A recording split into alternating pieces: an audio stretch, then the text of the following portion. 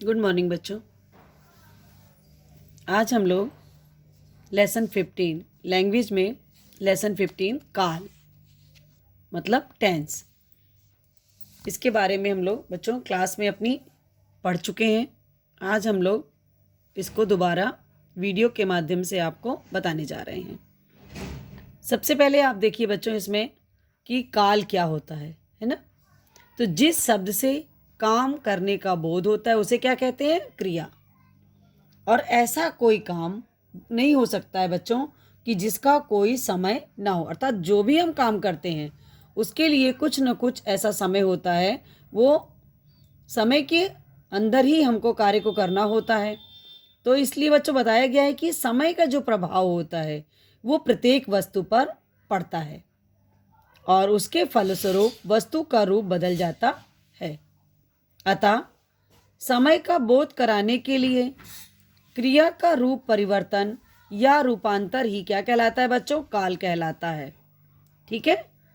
समय का बोध कराने के लिए जो क्रिया में का जो समय रूप परिवर्तन होता है उसे क्या कहते हैं बच्चों? काल कहते हैं। काल का कितना गहरा प्रभाव क्रिया के रूप पर पड़ता है इसे इन उदाहरणों से समझ सकते हैं। जैसे वह दौड़ता है, वह दौड़ा, वह दौड़ेगा। तो आपने देखा बच्चों, उदाहरण के द्वारा आपने देखा कि वह दौड़ता है अर्थात वह कार्य कर रहा है, वह दौड़ा अर्थात मतलब जो वो दौड़ चुका है, और वह दौड़ेगा मतलब कि भविष्य में दौड़ेगा, भविष्य में दौड़ेगा। तो आपने देखा बच्चों कि दौड़ना के तीनों रूप, दौड़ता है, दौड़ा और दौड़ेगा, ऐसा क्यों हुआ? काल के कारण हुआ, अर्थात मतलब समय के कारण हुआ कि इस काल को जितने छोटे हम अंश में बांटेंगे क्रिया के रूप में उतने ही परिवर्तन हो जाएंगे। जैसे दौड़ता था, दौड़ा था, दौड़ता होगा, दौड़ा है। इन क्रियाओं का रूप देखकर हम कह सकते हैं कि वह बच्चा है, वह जवान है, वह बूढ़ा है। इसी प्रकार बच्चों क्रिया के भी अपने रूप से काल का बोध कराती है। अतः क्रिया के होने या करने के समय को क्या कहते हैं बच्चों? काल कहते हैं। हमने सबसे पहला क्वेश्चन बच्चों क्या लिखा है हम लोगों ने कि काल से क्या समझते हो, स्पष्ट करो।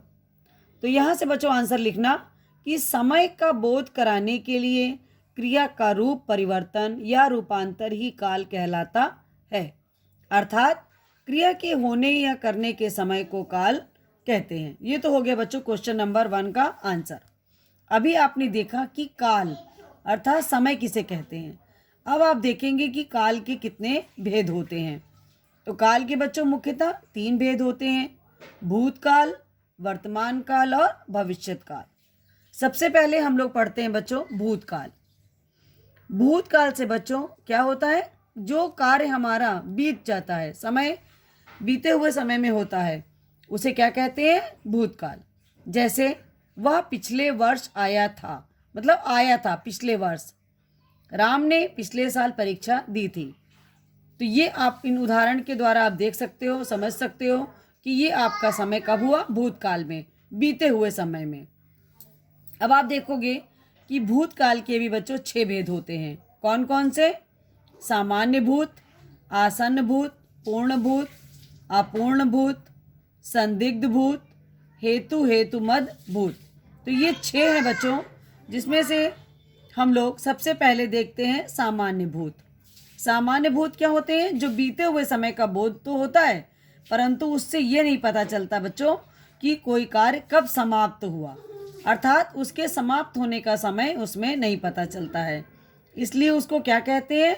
सामान्य भूतकाल में कार्य के पूरे हो जाने या साधारण ढंग से बोध होता है। जैसे मैंने कल गाड़ी चलाई थी। अब कितनी चलाई थी, कैसे चलाई थी, ये नहीं दिया है। प्रदीप अपने मित्र समीर के साथ घूमने गया था। ठीक है। अब इसके पश्चात सेकंड पार्ट है इसका बच्चों, आसन्न भूत। आसन्न शब्द का अर्थ होता है बच्चों निकट, पास में। क्रिया के जिस रूप से यह बोध हो कि कार्य निकट भूतकाल में कुछ समय पहले ही अभी समाप्त हुआ है, तो उसे आसन्न भूतकाल कहते हैं। जैसे समीर आ गया है, वह अभी गया है। ठीक है, और इसी में आपको क्वेश्चन नंबर 2 भी करना है कि काल के कितने भेद होते हैं, भूतकाल के बारे में लिखो। तो यहाँ पर आप लिखोगे कि काल के मुख्यतः 3 भेद होते हैं, तीनों के नाम लिखोगे और भूतकाल के बारे में डालोगे। फिर आप लिखोगे कि भूतकाल से क्रिया के बीते हुए समय का बोध होता है, जैसे वह पिछले वर्ष आया था। बस एक उदाहरण डाल दीजिएगा। क्वेश्चन नंबर 2 आपका यहाँ पे कंप्लीट हो जाएगा। अब हम लोग पेज नंबर 156 पर आते हैं।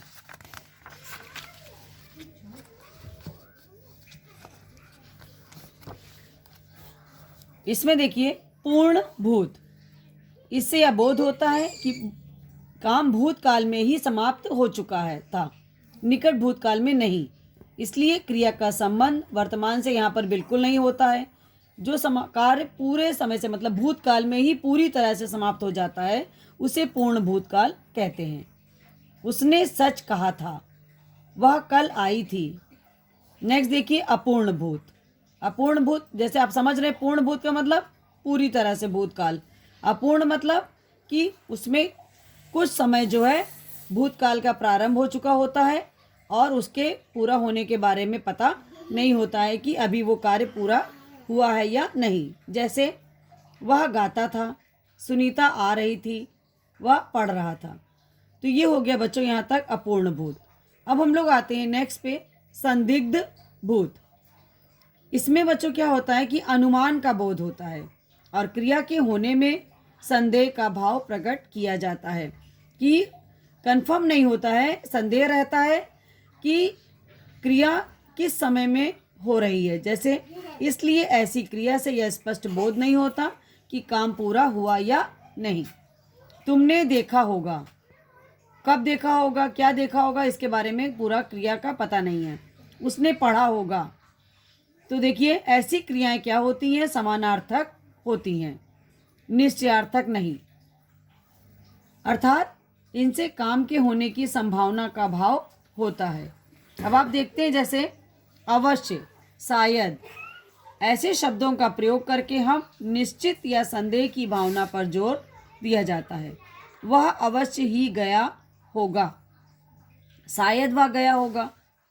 ठीक है, तो आप इसे देख के समझ सकते हैं कि यह संदिग्ध भूतकाल है। अब है हेतु हेतु मत भूत। इससे यह बोध होता है कि जो काम भूतकाल में होने को था वह इसलिए नहीं हो सका क्योंकि काम होने की अभी जो शर्त थी वह पूरी नहीं हुई है। जैसे कि वर्षा होती तो उपज अच्छी होती। यहाँ पर किस पे डिपेंड है, वर्षा पर। यदि वर्षा होती तो क्या होता, जो खेती थी वो अच्छी होती। ठीक है, ऐसे वाक्यों का पहला क्या होता है बच्चों, उपवाक्य होता है। जैसे क्रिया विशेषण, क्योंकि, इससे किसी शर्त का बोध होता है। हेतु का अर्थ होता है कारण, इसलिए ऐसे वाक्यों से यह बोध होता है कि किसी कारण से कोई कार्य पूरा नहीं हो सका है। यहाँ तक तो बच्चों हम लोगों ने भूतकाल के 6 भेद के बारे में पढ़ा। अब हम लोग देखते हैं वर्तमान काल। क्रिया के जिस रूप से उसके चल रहे समय में होने का बोध होता है उसे वर्तमान काल कहते हैं।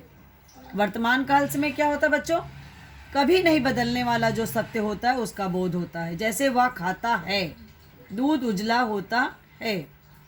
वर्तमान काल के भी बच्चों 4 भेद होते हैं, सामान्य वर्तमान, तत्कालिक वर्तमान, संदिग्ध वर्तमान और संभाव्य वर्तमान।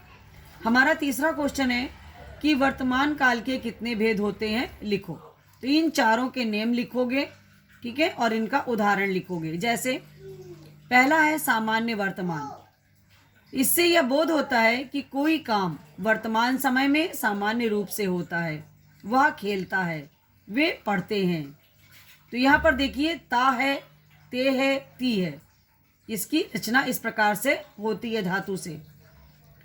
अब देखिए दूसरा है तत्कालिक वर्तमान। इन शब्द से ही आप समझ सकते हो कि इससे बोध हो रहा है कि काम वर्तमान काल में जारी है, अर्थात अभी पूरा नहीं हुआ है। देखिए इसमें इकबाल भारत में रहता है, इकबाल भारत में रह रहा है। मैंने आपको बताया था कि चारों के नेम लिखोगे और उनके उदाहरण लिखोगे। अब देखिए कितने मिनट का बनता है? तत्कालीन वर्तमान से यह बोध होता है कि जो काम हो रहा है अवश्य ही समाप्त हो जाएगा। संदिग्ध वर्तमान, इसमें देखिए इससे क्रिया के होने में संदेह का भाव प्रकट होता है। जैसे वह पढ़ता होगा, वह खेलती होगी, यहाँ पर देखिए संदिग्ध है। संभाव्य, वर्तमान काल में काम होने की संभावना का भाव प्रकट किया जाता है। जैसे वह आया हो तो मेरा पत्र उसे दे देना। यहाँ पर क्या है बेटा, यहाँ पे संभावना प्रकट की जा रही है। वह पढ़ता हो तो उसे तंग मत करना। ये तो आपने देखा वर्तमान काल, उसके चारों भेद आपने पढ़े। अब लास्ट आपके पास है भविष्यत काल। देखिए भविष्यत काल में आने वाले समय अर्थात लिखने या बोलने के बाद जब आने वाले समय का बोध होता है, उस काल को की क्रिया का चिन्ह है बच्चों गा गेगी। जैसे पढ़ेगा, पढ़ेंगे, पढ़ेगी। ये क्या है, भविष्यत काल के चार भेद हैं। सामान्य भविष्यत काल, अपूर्ण भविष्यत काल, संभाव्य और पूर्ण भविष्यत काल। पहला देखिए सामान्य भविष्यत काल में इससे बोध होता है बच्चों कि कोई काम आने वाले समय में सामान्य रूप से ही होगा। जैसे वह पढ़ेगा, वह जाऊंगा। देखिए सेकंड है अपूर्ण भविष्यत काल। इससे यह बोध होता है बच्चों कि कोई काम भविष्य काल में जैसे जारी रहेगा। अभी आपने वर्तमान में भी ये देखा था कि उसी प्रकार से भविष्यत काल में भी आपका ये देखिए अपूर्ण भविष्यत काल कि अर्थात कार्य आपका पूर्ण नहीं हुआ है। फिर देखिए संभाव्य भविष्यत काल। इससे क्या है, भविष्य में काम होने की संभावना या इच्छा की पूर्ति की संभावना पर भाव होता है। जैसे हो सकता है वह कल आए। पूर्ण भविष्यत काल, इससे यह बोध होता है बच्चों कि कार्य जो है भविष्य में पूर्ण रूप से समाप्त हो जाएगा। जैसे वह पढ़ चुकेगा, वह काम समाप्त कर चुकेगी। तो आपने देखा यहाँ चुकेगा, चुकेंगे और चुकेगी। तो ये था बच्चों भविष्यत काल के आपके चारों भेद। आपने देखा कि सबसे पहले समय क्या होता है, काल क्या होता है। काल का मतलब समय। समय काल के कितने भेद होते हैं, तीनों भेद आपने देखे। उसके बाद प्रत्येक भूत, भविष्य और वर्तमान तीनों के आपने उपभेद देखे। और उसके पश्चात आपने देखा कि आपके पास क्वेश्चन थे कि काल से क्या समझते हो, स्पष्ट करो। मैंने आपको इसका आंसर भी बता दिया। काल के कितने भेद हैं, भूतकाल के बारे में लिखो। वर्तमान काल के कितने भेद हैं, लिखो। भविष्यत काल किसे कहते हैं, बताते हुए उनके भेद लिखो। आपने देखा यहाँ पर कि भविष्यत काल में आने वाले समय अर्थात लिखने या बोलने के बाद आने वाले समय का बोध होता है। ठीक है, इस काल का क्रिया चिन्ह है गा गेगी। जैसे पढ़ेगा, पढ़ेंगे, पढ़ेगी। यहाँ तक आप लिख दोगे, फिर लिखोगे भविष्यत काल के चार भेद होते हैं और उनके नाम लिख दोगे। इस प्रकार से आपका ये आंसर भी कंप्लीट हो जाएगा और आपका ये लेसन बच्चों यहाँ पे कंप्लीट होता है। धन्यवाद बच्चों।